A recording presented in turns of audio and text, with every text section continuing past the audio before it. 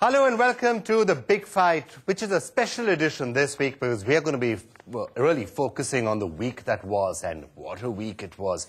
Probably one of the worst weeks that you will ever see in financial markets, certainly in the stock market, but also for the world. In a sense, it was almost seeming at some point as if the entire world is going to come off and start splitting up at the seams. So, welcome to The Big Fight. We are going to be taking a look at where we stand after the crash of 2008, what advice we can give to the people who are survivors out there, and what people can do to actually protect whatever's left of their wealth right now. Those are some of the questions that we're going to be taking a look at. I'd like to welcome all our guests out here. Pleasure to welcome once again on the show P.N. Vijay, portfolio manager, and all sorts of hats he wears. So I'm just going to say welcome to the show, Vijay. Great to have you with us. We've also got Sudhir Vora, who's an urban planner. He's got his particular views on what he thinks might be happening to housing now in the period ahead. And that is something which I think everyone needs to listen to in some detail.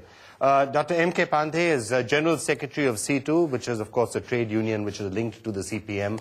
He's somewhat glad, I think, that not lots and lots of money hasn't been parked in the stock markets from pension funds. But should we change that now? That's one of the questions we're going to be throwing at you, Mr. Pandey.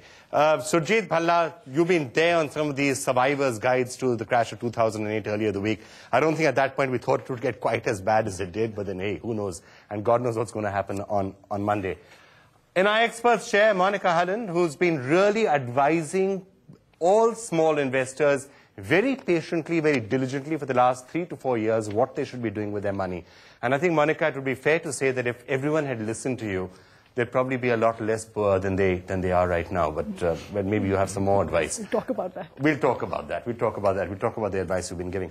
All right, joining us on the satellite from Chennai is Krishnamurthy Vijayan, CEO and whole-time director, JP Morgan Asset Management. JP Morgan, one of the few financial institutions that's still around, Mr. Vijayan, so glad to have you with us. You know, the way these institutions have been folding up, it's wonderful to see one that's still on its feet.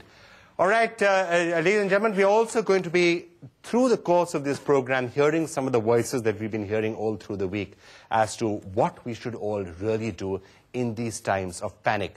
And perhaps the biggest advice that I think we will end up giving people is, in a time of panic, don't lose your head. That's probably the first thing. But let me first quickly get some random views from all of you.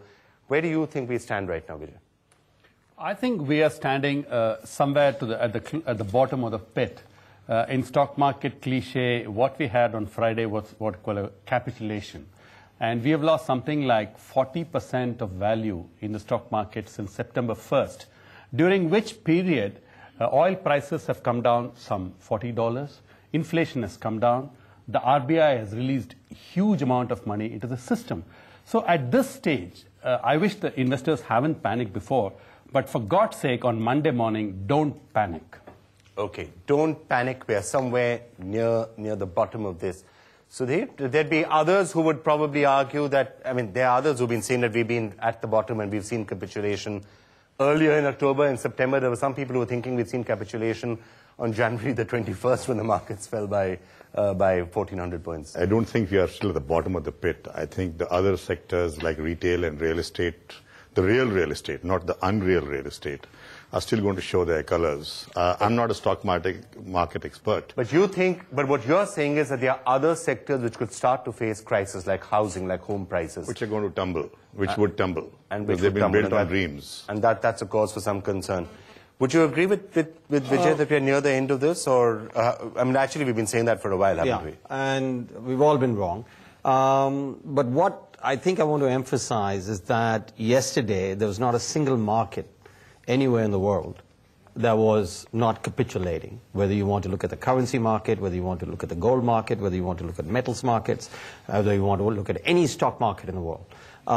So I think, what the first emphasis is that this is no longer, it wasn't there before, but we should all realize it's no longer an Indian market problem.